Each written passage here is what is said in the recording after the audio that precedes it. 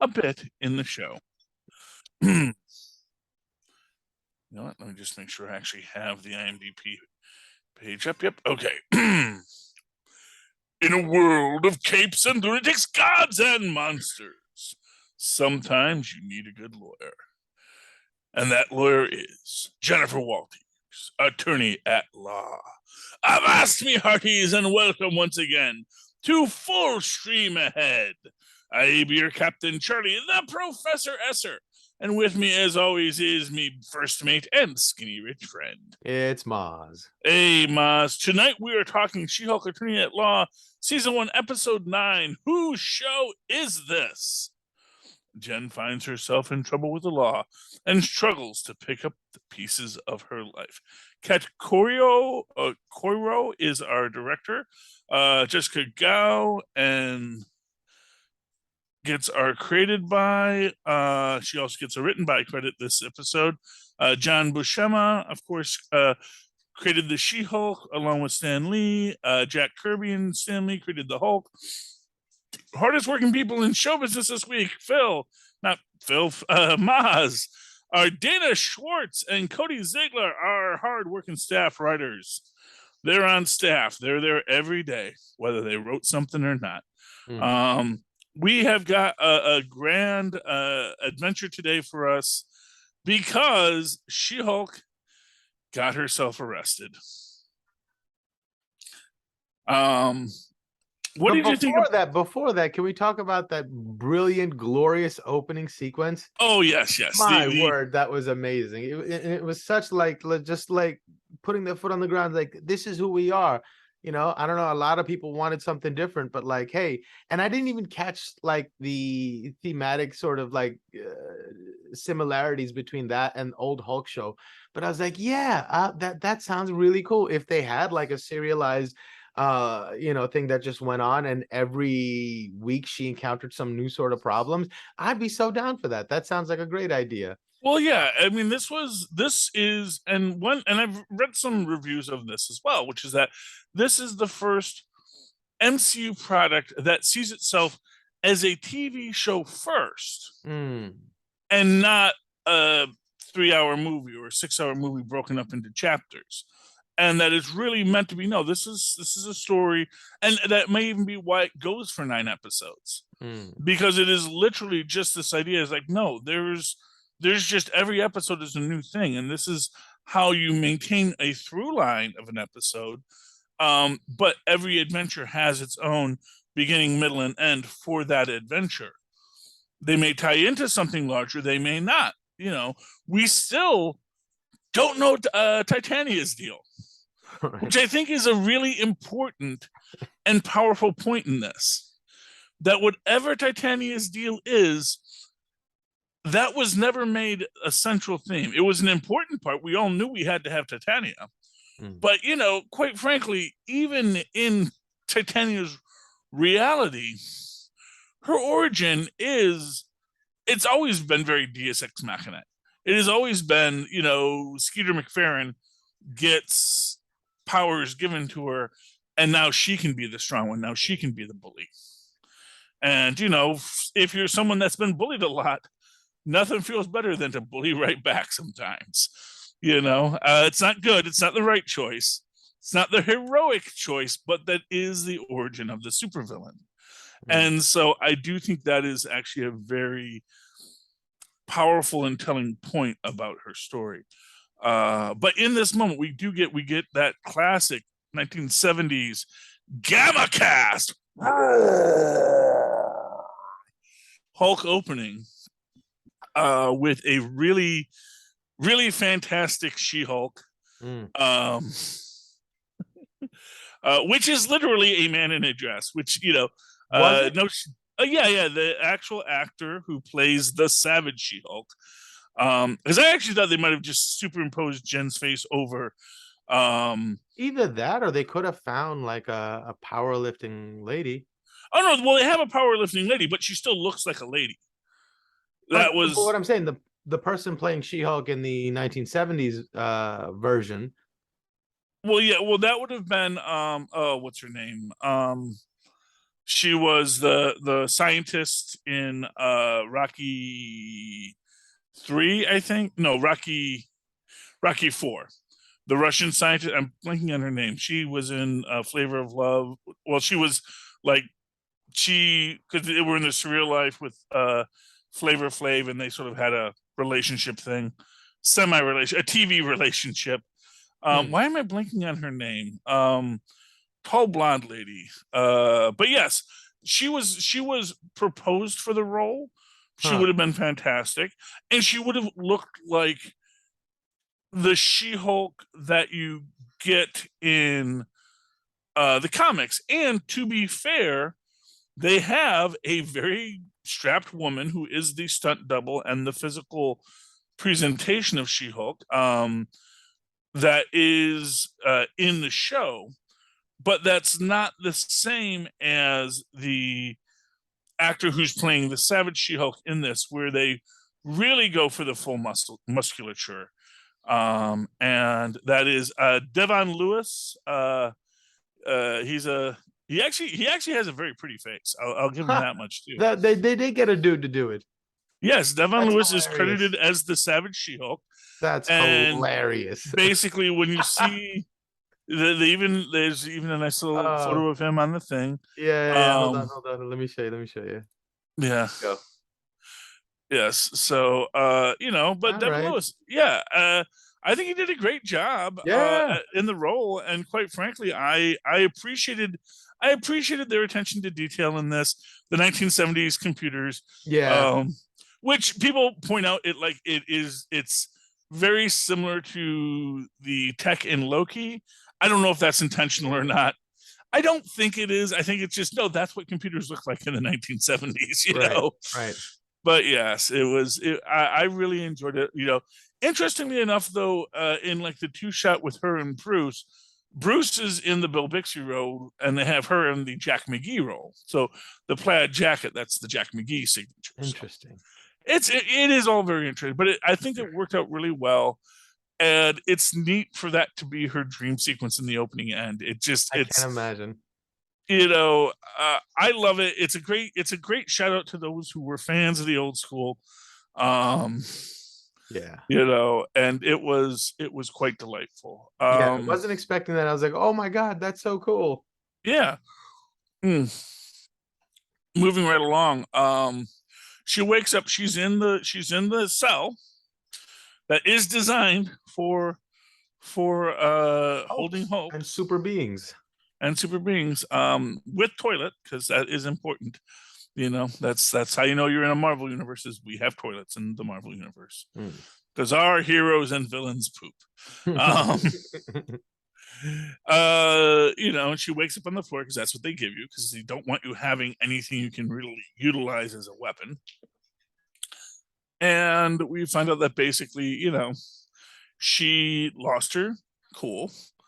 And when you're a Hulk and you lose your cool, that's actually a real problem. And it's an honest problem to say. You caused a lot of property damage.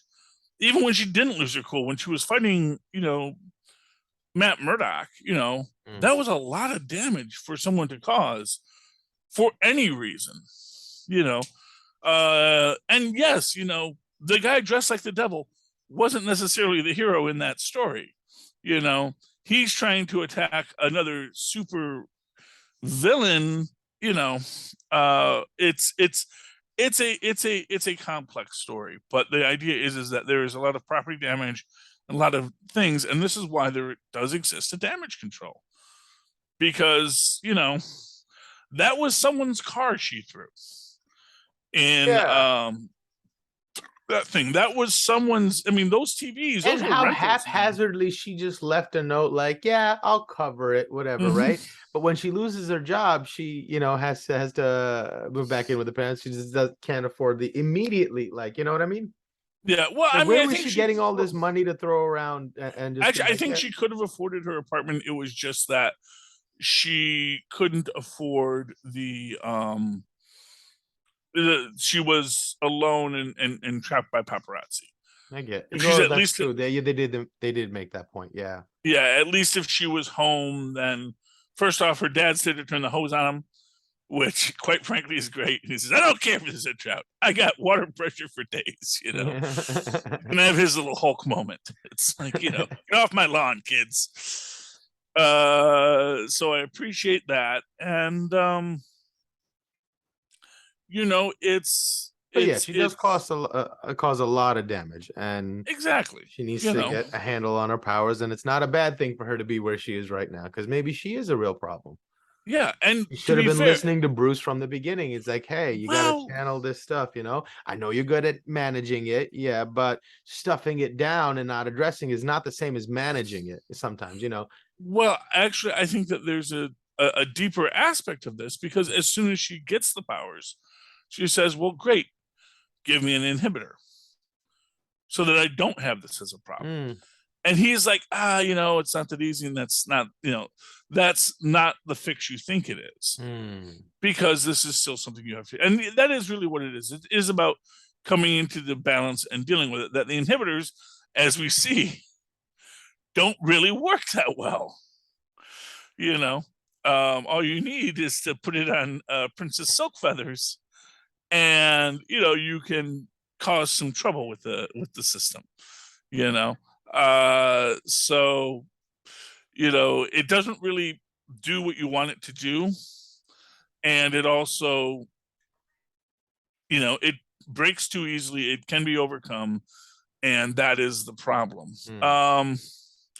But, you know, I do like the fact that in this, Blonsky actually is really somewhat reformed, you know? He may be playing fast and loose, and he may say, I'm an abomination. What are you going to do about it?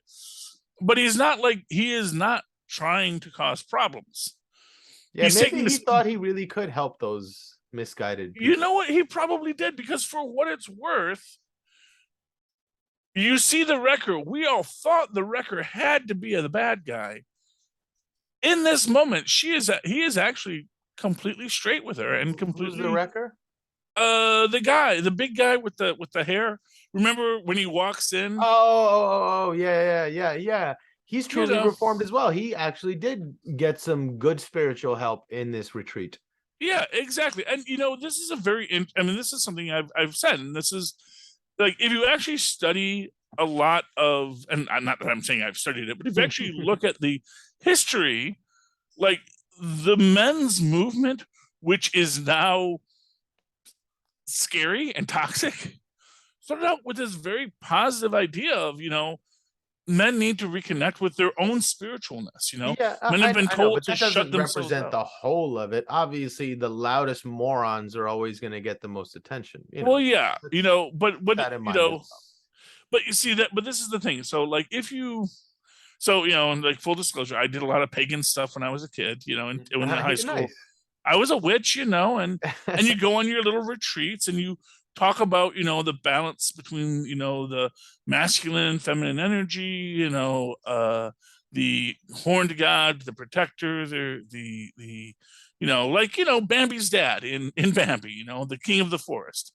And this is a character that is really meant to be at the start of this reconnecting with things. In this movement, in this spiritual movement of respecting who you are as a man and what it means to be a good man. Because too many men it was originally created to be a way to fight toxic masculinity, and then it becomes usurped by toxic masculinity, because at the end of the day, people don't want to be good. Well, they want to be powerful. It's just, well, some people are easily corruptible when the environment around it is conducive to that. Exactly. And especially if you want to create a legend of, you know, women, right? Yeah. A bunch of kindergartners. That's all they were. A bunch of like kindergartners in adult bodies. And that is the thing. And of course, you know, that is, you know, Jen, she comes to the retreat because she needs a place to get away from it all. Yeah. And, you know, because she needs to talk to someone who's been through this, literally. And there are two people who have. That is Blonsky, and that is the Hulk. The Hulk. And the last time she went there, she didn't want to end up speaking, but she did end up sharing. And it was very therapeutic and cathartic for her. She's like, man, I could use a little bit more of that right now.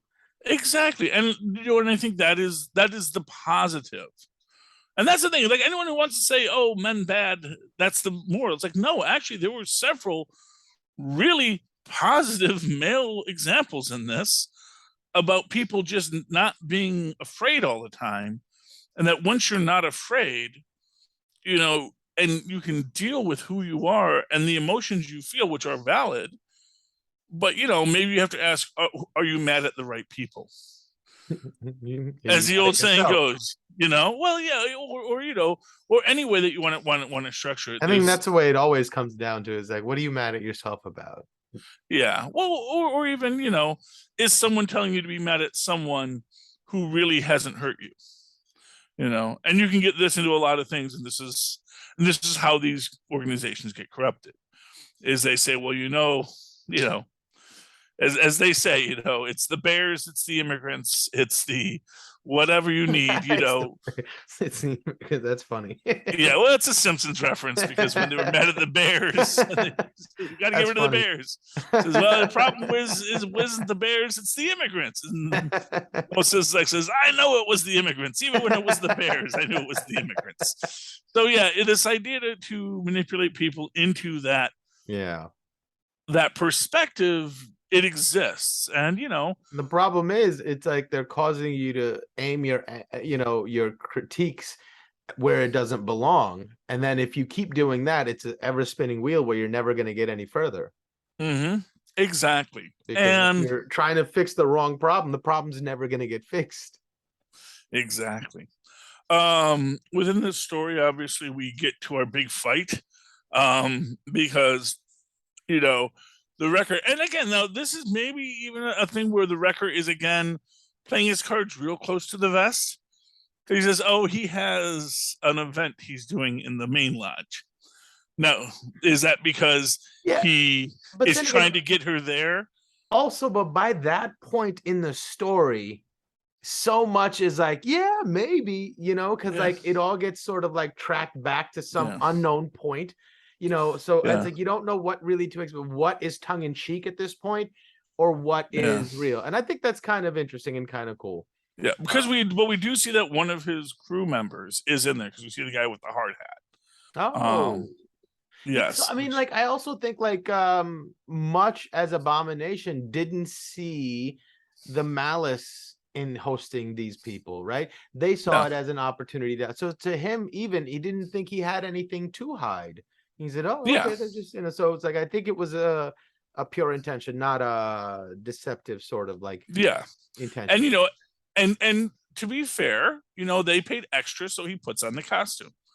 Mm, Which is what Bruce, not Bruce Wayne, which is what Adam West used to say. Says, yeah, I'll show up if people need an event, and if you pay extra, then I put on the costume. mm. But you have to pay extra for me to put on the I dang mean, that's costume. fair. Yeah, because he's taking a risk when he does it. But and as he says, when Jen does confront him about that, he says, "Look, there's nothing nefarious here. I just want the money," which is a classic capitalistic justification.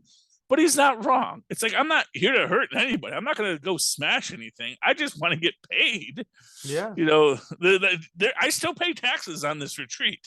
You know. Yeah, and don't worry, you're gonna get your cut too, everybody. Relax. Yeah, yeah, relax. I got the retainer. Don't worry.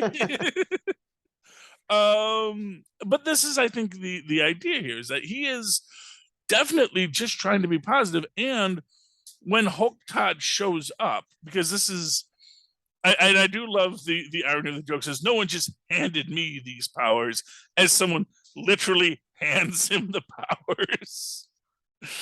He said, I worked, and even when he says he worked for it, he says my people did it, which means he didn't work for it. Mm, He had someone do the work for him. right.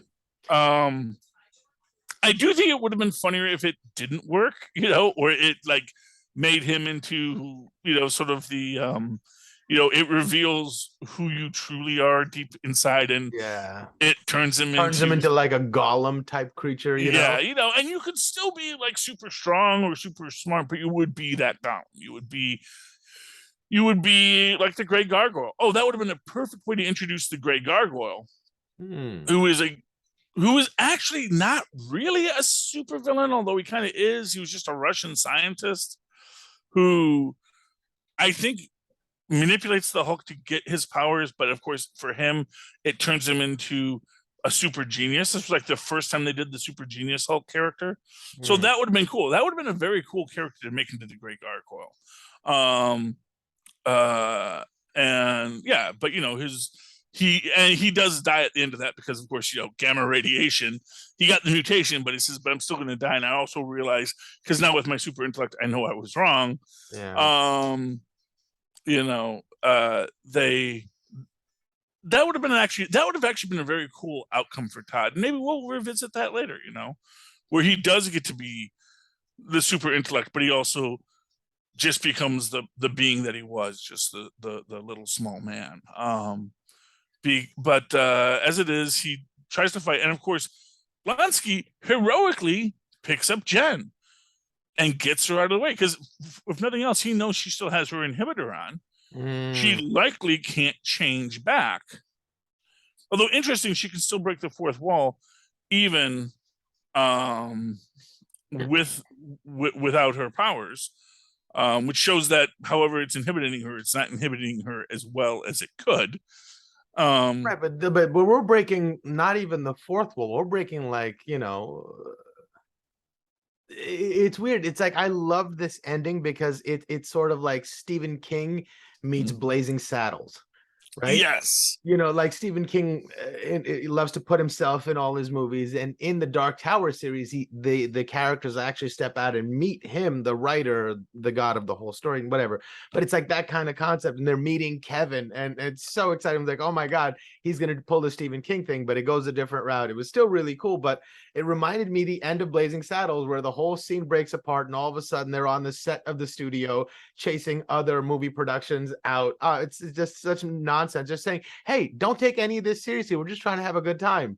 Yeah. You know, and over again with the show, they've given us moments saying, hey, just you can sit there and be mad if you want. We're having a good time. If you want to have a good time, let's come on over, you know? Well, yeah, and to be fair, this is a reality of Marvel Comics. And this is one of the things I say, the best part about this is that now everything in the MCU is suspect about its canonicity, the same way it is in the comic books.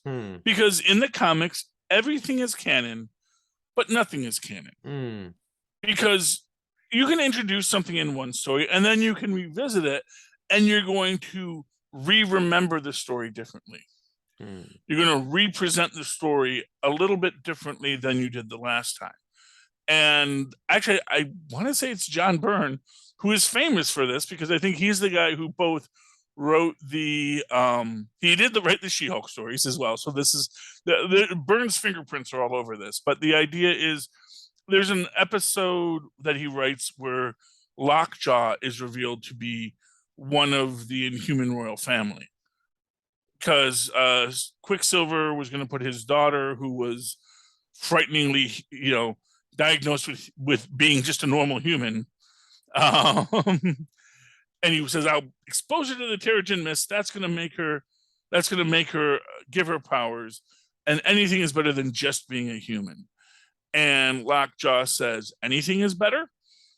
And they look at Lockjaw, and everyone looks at Lockjaw because he never speaks. And Lockjaw's a big dog. Oh. And he says, listen, it's hard for me to talk, but I just want you to know it's a crapshoot when you get powers. And anything can happen. And you can say anything is better than being human. Not necessarily. You know, something to think about. And that's this whole thing. Now, later they retconned it that no, actually, that was a joke that they pulled on Quicksilver to make him think that Lockjaw was talking, but Lockjaw doesn't talk. He's just a dog. Or So, Lockjaw used to be a human. He's like, yeah, I tried to do that. Now I can only, you know, make love to dogs. yeah, or well, I mean, honestly, it's the MCU. You don't want to assume what people make love to. Fair enough. You know, not for nothing, Volcana and the Molecule Man were more than happy. I'll put it this way. Yeah. I used to be a man. I tried to get powers, and now only dogs will make love to me. No, you know, but you know, but the idea is, and you know, it's not even that. It's actually just that, you know, Lockjaw is objectively a very powerful character. Can track anyone across multiple dimensions, can teleport, and all this stuff. Is nigh invulnerable, but also can't speak, can't communicate. Lives his life in a very restrained situation. And you can compare that to Black Bolt, who Can he can never sign? speak. What? Can he sign somehow? But he has paws, I guess. He can't Yeah, really. his paws. He can't really sign even. So he has to do it all with just sort of Mm, body language. And and I guess if you knew him and mm. you get the idea that people who know him, um, who know Lockjaw, can, similar to the way when you're around Groot enough, you sort of pick it up. You understand the inflections that you Yeah. can Like, I understand what mean, he's like my saying. dog lets me know when he's thirsty or when he's hungry, and I know just by the way he's looking at me, Yeah, So, exactly. And so that's a reality. But anyway, in this moment, where were we? So yeah, so everyone breaks in. The Hulk literally falls from the sky. Um, which is why he goes to fight Blonsky, because he thinks Blonsky's attacking his cousin, and and I love the fact that Blonsky's like, no, you don't understand. Classic, classic superheroic misunderstanding to cause a fight. So I do appreciate that. And for what it's worth, it also gives me hope that someday we are going to get that scene of the Hulk and the Abomination running through the ocean, as the song "People Let Me Tell You About My Best Friend" plays in the background. Um, Can we make the Hulk a little bit bigger? I didn't like seeing Hulk so tiny compared to Abomination. I'm well, tired of actually, a weak Hulk. well, he's not a weird. You're sounding like the guys from the. You're saying, No, but yeah. like, I mean, Hulk used to be like a Hulk. You can't have a Hulk that's not hulking, You can't have someone out Hulk a Well, Hulk. you can, and to be fair, Abomination I think was always taller than the Hulk. Yeah, I know, but to that level, it just seemed like. Well, and here's what I will say. First off, not necessarily, but also you have to remember this is a different Hulk than other Hulks. This Yeah. is Professor Hulk, which is specifically not a hulking Hulk. Yeah. I'm just You saying know, I'm tired of Professor Hulk. I want a hulky Hulk back. you want a hulky Hulk back, and that's fair. But and we're probably going to be getting that based on what we get at the end of this. Man, I hope so. Although we may explore a lot more about everything and what it means to be a Hulk, what it means to have rage, legitimate rage, and even revisiting the history of other characters. I think there was something to the magic of the Hulk about its unbridledness, right? You put a saddle on it, and it's not a Well, bucking yeah. bronco no more. Well, although I mean, a bucking bronco is literally a bronco they put a saddle on who doesn't want to have a saddle. Right, You but know, that's what I'm saying. But that's the identity of the Hulk, like you got I to tame know. him and you can't, and now he's all like this tame little But house it's all cat. well, but it's also he doesn't want to be that. Why is he here? The answer is why is he here to perform for you? As She-Hulk Well, asks in because this, it's a movie. That's they're called the I Marvel know, but the Cinematic thing is, Universe. At this least is we can what. agree that it's not as entertaining as before. He should be there to entertain me, and he's not doing as good a job as a Hulk could be. Oh, well, it depends on what he's supposed to be entertaining you as. Yeah. So that's the thing. It's like you say. Are you not entertained? You know, Yeah. Yeah. it My response to that right now would is be, no. yeah, Yeah, you're not entertained. You want someone punching someone, and that's right. fine. There's enough people thinking and feeling and talking. Like the Hulk was supposed to be like a departure from that. Like, it's like if they made an action movie and you got to progress the dialogue and progress the plot and whatnot. But if they keep debasing the action sequences, then it's no longer an action movie. Well, no, and this isn't an action movie. No. But the And, Hulk is an action movie. Like the character yeah, of the Hulk is supposed to be the set piece action guy. and we will get that in that Hulk movie, I hope and that's so. the thing. And well, that's the thing, because the whole idea here, and this is the idea behind the Professor Hulk character in and of itself is just another personality, Yeah. and that there is a Bruce personality because not for what it for what, and again, for what it's worth, there is even a shift in the character between when he is Mark Ruffalo Hulk, when he is Mark Ruffalo, and when he becomes Professor Hulk. Because Mark Ruffalo put himself back in that human form and was enjoying being human. He had his inhibitor. He maybe didn't even want to go back to being Professor Hulk, even though he could.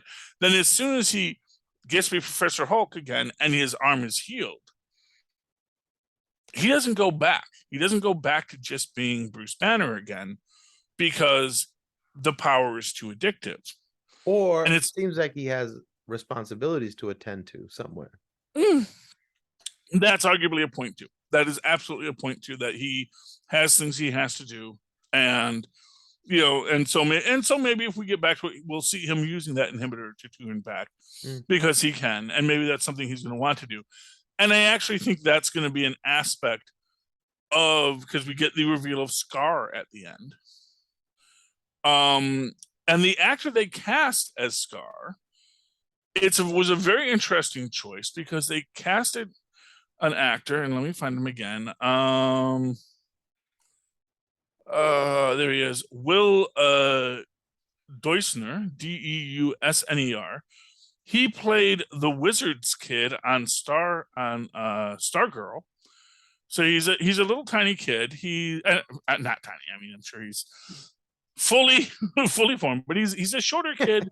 He's a thinner kid. He was a kid who was supposed to be the nerdy, friendly magic kid. He was the kid. He did magic. He was a nerd, and he was friends with all the other nerds in the high school. And I think they're going to actually deal with, when we get to that Hulk movie, whatever it is. I don't know if it's going to be called World War Hulk, if it's going to be called Planet Hulk, if it's going to be called whatever. But I think the real conversation is going to be between Bruce Banner and Scar's other half. Because Scar also did have a really horrific childhood because, I mean, the actual origin of Scar is, the reason he doesn't know about his kid is because his wife died, but because of the old strong power, she forms a cocoon around him that gestates him of rock, and then he comes out of it, and then he grows up real fast, and there's a whole thing. There's also a twin of his who is, again, more like that. I forget what his name was, but he's sort of like an evil version, because he becomes sort of like the super intellectual leader kind of character. So they both came out of the rock? They were twins? I guess so. Honestly, it's a little confusing. The entire World War Hulk storyline. I bet you could make a whole movie about them fighting in the womb. Yeah, I mean, there's a lot of possibilities of what they're going to do. And to be fair, I think that's where they might go with it. But that was I remember, because Scar, he's a fighter, but the other kid was more tactical and was just looking for bigger conquests. And I think after Scar leaves, I believe he does conquer Scar again, or Sakaar again, and then goes off and fights Galactus and has his own adventures as well. Creates a cult, I think. But yeah, I mean, these are amazing characters, and I think they're going to explore them later, or they're going to just merge the two characters into the two forms of Scar and whoever he is when he isn't Scar. Like Big Scar and Little Scar, if you will. Yeah, I wonder if you're born as a Hulk if you have a human form, or if when you get really angry you turn human. Well, the idea is that he has this form, but he also has another form that is more in line with his mother, who was this gray alien who had tectonic powers. Right, so he wouldn't even turn into a human. He would turn into something else. Yeah, what he would turn into? Well, it's a gray humanoid. Yeah. Wow. But the gray humanoids have the old power, which is the power to control basically the earth elementals, the earthbenders. And so, yeah, useful power, quite frankly. And you combine that with a Hulk, you actually create something that's arguably a little more stronger than a Hulk. And when he does the Hulk smash, he can actually control the earth and contort it to Although again, the Hulks seem to have some tectonic powers there too, because they can focus their shockwaves, which is interesting because arguably you shouldn't be able to do that in the way that they do, but they do because they're Hulks. So it's, you know, it's neat. But anyway, so I think that is something that we'll get to when we get to that Hulk movie. I think it's going to be a really good thing, and I'm really excited about it now. And I definitely think they've built this out. So I think we're going to get Professor Hulk for a little while longer until his son starts to go off the rails. I actually think it's going to be this situation where you're going to get this villainous maestro turn for Professor Hulk. And it is going to be about him going more and more into this way. And then Scar and the Young Avengers have to sort of reel him back in, you know. You know, but yeah, it's a lot. I wonder if the errand he had to run to was Scar was fighting in school and he had to go pick the kid up because he was being bad. It's entirely possible. Although that would imply he knew about Scar. And I kind of felt like he didn't know about Scar, but I think it was just like, I think the idea is that basically the World War Hulk story happened off screen, and it's Scar rising on Sakaar, taking it over, and saying, "Where is my father?" You know, and all that kind of thing. We'll have to see what happens. You know, we actually did not even talk about Kevin in this. Yes, fine. Because this is actually the big thing. So after the big fight, well, this is during the big fight. Before we even get to Scar, who's born in Sakaar, it's always hard. You got to keep those separate. Jen basically breaks the fourth wall, but in a TV version. Because what literally happens is, as this fight is happening, as Titania breaks in, and everyone's like, he's like, "Why is Titania here?" And she looks at everything. It's so chaotic, and says, "Why is this what you want?" And then, and this is what's important, is the screen goes to whoever was watching jumped out because the story got too out there. It was no longer working for them. And so what effectively happens is, when that happens, she punches through the fourth wall in the same way that she would when she would like step across panels or even tear the comic book page in the John Byrne run, you know. And then jumps through the space to, grabs onto the panels to jump into the Marvel Assembled, which arguably is probably Assembled She-Hulk, except they can't be because that's not there yet. So, which goes to show as comically aware as she is, she actually isn't comically aware at all, because she's still being controlled by something outside of that even Kevin in this is a character in the story. So she walks across the Disney lot, she goes to the writer's room, a lot of fun, a lot of wackiness in that, and she demands to see Kevin. And the one writer who actually isn't the actual writer, but is supposed to be, I think it's the actual I think the character who's called Ham Guy in this scene, who is, one second, let me just find him here. Which one was he? The Ham Guy?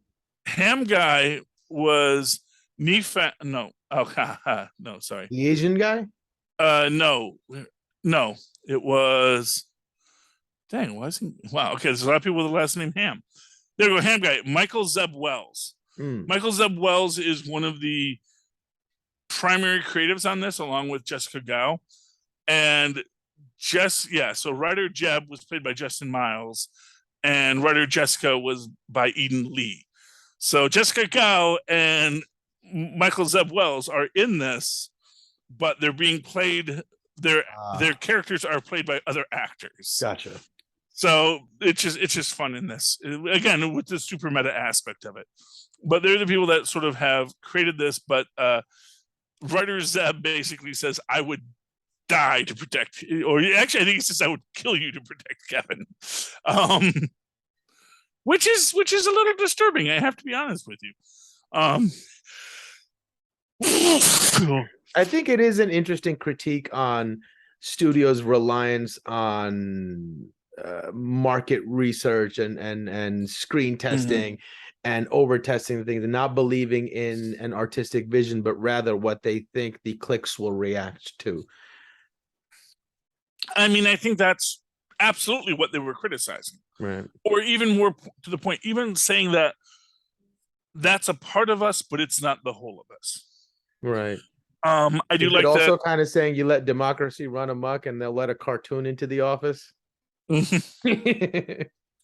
Well, it's I believe yeah, that eventually, the American people will elect someone just as stupid as themselves. But you know what? I'd rather I'd say that, but then we had Trump, so yeah. But then again, like, you can look at the mathematics of it. You can say we could probably fix this with a patch. Like, I see where the math failed. Yeah. Let's try and fix the math, Yeah. because like right now it's not actually a democracy anymore. Now it's like, oh, okay, so now we actually have overrepresentation of certain people, and that's actually causing the problems. That's causing the problems in the system. We can fix it with a patch. We just need a constitutional electoral college patch, and that will solve our problems. Go to something a little more direct democracy. Gotta believe in the core source code of the product. Yeah. Tough, man. Yeah, but you know what? I think that is the idea that is at the core of all of this, is that you have to tell the stories, what the story's core was, not necessarily what the story was written as. Because that's the idea, and where it actually ties greatly back to the original Bill Bixby Hulk, which is, as an adaptation, an adaptation in name only. It is the Hulk, in the sense that there is a character of superhuman strength who's green, due to the work of scientist Bruce Banner, well, David Banner in this case, but all of the other aspects of it are completely fabricated new. There's no Jack McGee chasing him. There's not even a military response against this Hulk. He's just another cryptid, as far as most people are concerned. And in this story, the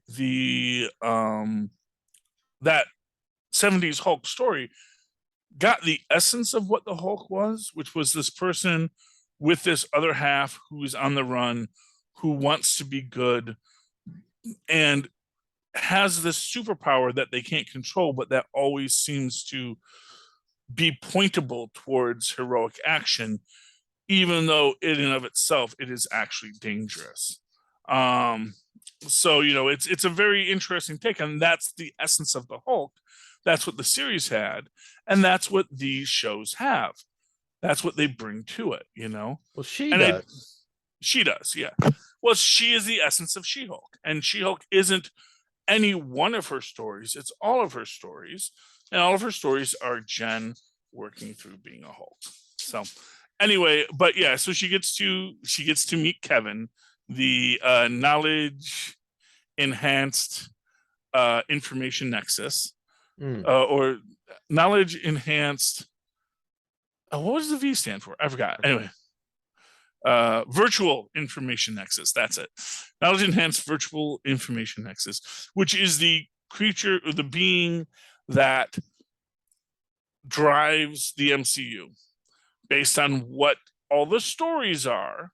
And you see that it is reading all the books, then it reformulates them into a way that people want. And then it, moves forward, and she makes the point that some of these plot beats are repetitive, and this is, these are things like, because if we always just did what we want, we would all be unhealthy and have diabetes. You can't just always Yeah. get what you want. You know what I mean? So somebody's got to Yeah. be watching that, because if you let the the algorithm run amok, it will only give us what we want, and what we want isn't always good for us all the Yeah. time. Although if you had a smart enough algorithm, it probably could. Yeah, right. But I don't think And that's why we algorithms live are in a there yet. matrix, because we Algorithms don't are right always. now only Yeah, meant to monetize as many clicks as they can, and they're giving us exactly. exactly what we want. Every drug, every bit of sugar, every sweet thing that we could possibly want, and just shoving it down our gullet. Yeah, I agree, sir. Um, but I do like the Kevin design. They even give him the little hat. Mm. And it was funny because I guess, and I get this. It's like Kevin didn't want to be on screen as a character because first off, he isn't. What Brendan Tartikoff used to love to do that on NBC back in the day, where he'd just show up as Brendan Tartikoff, and he's a funny guy, but he wasn't that good of an actor. So it's like every time Lorne Michaels comes on to Saturday Night Live, he just he very funny guy, I'm sure, but quite frankly, he's just the stiff thing. And I know that Kevin Feige would be the same way. Yeah. He's not an actor. He's a creative. He knows that, and he says, "I don't want to be in this as Kevin, but what can we play with in this, and let's Right. or actually, I think what he said was, if you get John Hamm to do it, maybe." Or that like, funny. well, actually, that was the idea. Is like, no, you can have a person playing Kevin, but it's not going to be me. I would recommend John Hamm because everyone thinks John Hamm is beautiful, and he's a nice looking man. I'm not going to argue. Not going to argue. But at least that's the rumor in the mill. But they went with the robot, which I thought was actually the better choice, because it definitely gives this idea that there's this feeling of this formulaic process, and this idea that there are these story beats you have to have. And I'm sure that in the writer's room, because not for nothing, we get a lot in writers' rooms nowadays, and in a lot of intellectual comedy, which is always about, weirdly enough, how there are these story beats and these story wheels and these story trains and these things you have to do in a story. But at the same time, it's also always about the writer saying, but what if we didn't? What if we did something different? And one thing that I think is actually a specific call out in this is she makes the point that, why is this at night? This should be in the daytime. This has always been my argument, that that's the difference between MCU films and DC films. MCU films always have their fights in the daytime. That you never see a nighttime fight in the MCU because everyone's asleep. Like the one time we actually had a nighttime fight was when aliens invaded and they attacked the Vision. In the beginning of Black Panther, there's a nighttime fight scene, and then when Captain America fights Batroc on the ship, that's during at night. Although they had floodlights on the ship. Think of, huh? They have floodlights on the ship, so on the ship that was well lit. Fair enough.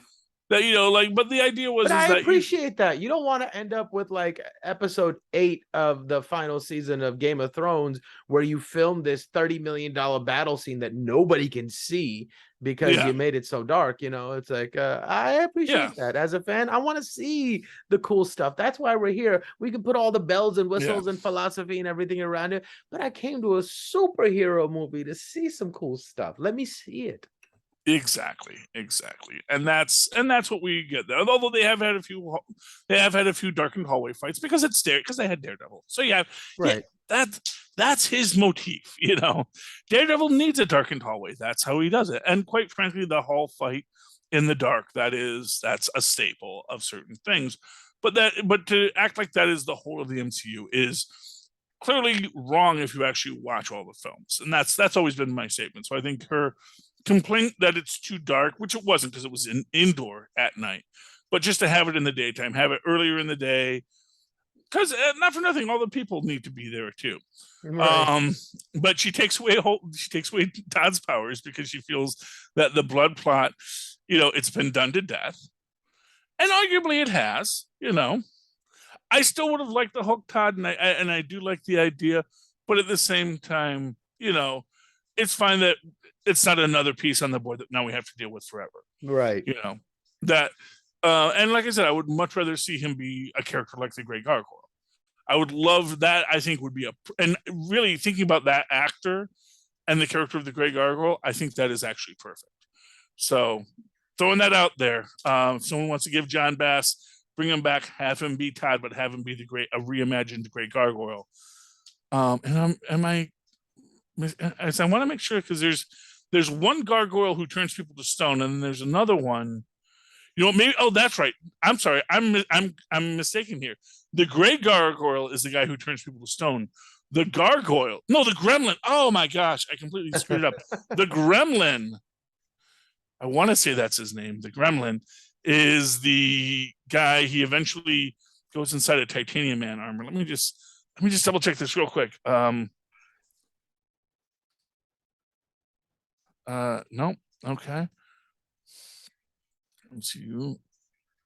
Gargoyle. I would be perfectly fine with him just being expendable and that being the last we ever hear from him. Yeah. I mean, that's also good too. Yeah. Okay, here we go. That's the yeah, I think there's several characters called the Gargoyle. There's the actual Gargoyle, there's the Gray Gargoyle, and then there is the Hulk villain, the Gargoyle. So okay, so it is the Gargoyle, not the Gray Gargoyle. Anyway, but if they don't bring him back, that's fine too. I'm not going to worry about it. John Bass is going to get a lot of work. He's a very talented and fine actor, and I'm glad to see him here. Very easy to hate face. He does, but if you ever watch Miracle Workers, he can play a really lovable. He can play a lovable sad sack too. Because that's like the whole premise of the first season of Miracle Workers, is he's just a really sad sack. Ugh. And he has to fall in love, So they have two sad sack characters that they have to make fall in love, and if they make them fall in love, then that saves the world. Wow. Miracle Workers is a great show with that kid from Harry Potter. It's really enjoyable. Huh. Anyway, moving right along. I'm excited for season 2. I'm excited for season 2 too. I mean, there's people who say that season 2 is a done deal when they're in the writers. I'm sorry. I hope so. Yeah, when they're in the writers' room, it is actually them working on the premises for season 2, and so speaking it into existence. Jessica Gao, however, says, "Don't ask me when I'm going to have kids again just after I just gave birth." Just like, don't say, "Well, when do we get season 2?" It's like, this was a lot of work doing season 1. Let's take a breath. Yeah. Let's see what the algorithm says. Anyway, okay. All right, Mozz. If people like these shows, like our shows, even when we go a bit long, because it's the final episode, people, we got a lot to talk about. They can write to us at CapesandLunatics@gmail.com. That's CapesandLunatics@gmail.com, or call us at 614-382-2737. That's 614-38-CAPES, where they can leave a voicemail, which we will play on the air if you have something interesting to say and you don't say a dirty word. Likewise, go down to Linktree, linktr.ee/CapesandLunatics. That's all one word, all spelled out, where you can get all of our wonderful merch, t-shirts, aluminium mugs that keep your cold side cold and your hot side hot all night long. And of course, you can subscribe to our Patreon, give us a little bit of money, help us keep this show on the air. And that's it. And Mozz, if someone wants to talk to you personally, not get involved in the whole corporate complex of Capes and Lunatics, but just want to slip into your personal DMs, how can they do so? Oh, they can reach me directly at mozzmanzor@gmail.com, or find me on Facebook under Mozz Manzor. That's MOZZMANZOOR. And of course, you can always write to me in that old-fashioned email way the way our mothers and fathers once did, at superconnectivityblog@gmail.com. That's superconnectivityblog, which is...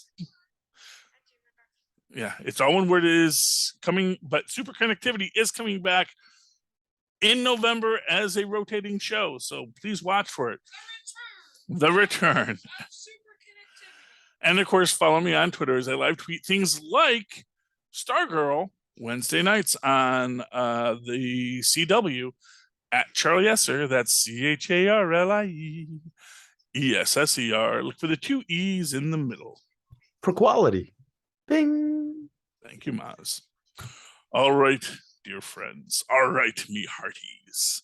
You have come to the end of another episode of Full Stream Ahead. Come back again next week as we once again sail the bounding main and see all the internet has to offer on Full Stream Ahead. Arr. All right. Okay. Do you want to? You want to do Andor next? Next Yeah. time? Yeah. Oh, we can do Andor next time. Yeah. So next time we'll do first episode of Andor. And do you want to do Werewolf by Night? I'll see if I get a chance to watch it. Okay. If not, we can do 2 Andors, or we can just do 1 Andor. But anyway, we'll do that next time. Sounds like a plan, man. Have a great day. You too. Bye.